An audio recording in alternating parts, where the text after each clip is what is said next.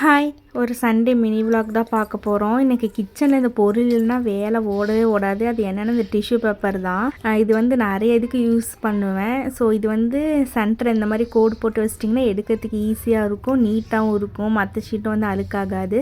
ஒரு மசாலா வந்து அரைக்க போகிறோம் இன்றைக்கி கறி செய்கிறனால. அதனால் மிக்ஸி ஜாரை வந்து விளக்கி வச்சுருந்தா அதை க்ளீன் பண்ணுறதுக்கு எனக்கு எல்லாத்துக்குமே இந்த டிஷ்யூ வந்து யூஸ் ஆகும்.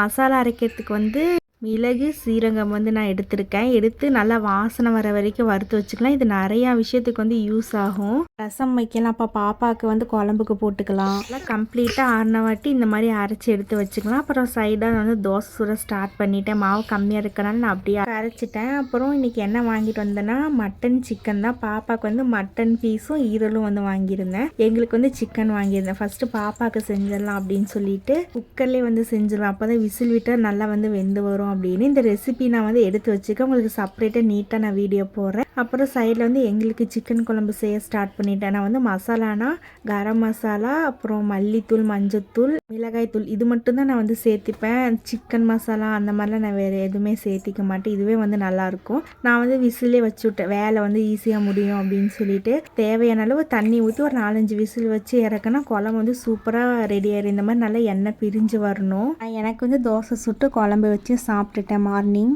ஆஃப்டர்நூன் vlog வந்து நான் இதுக்கப்புறம் போஸ்ட் பண்ணுறேன். வீடியோ பிடிச்சா லைக் பண்ணுங்கள். பாய்.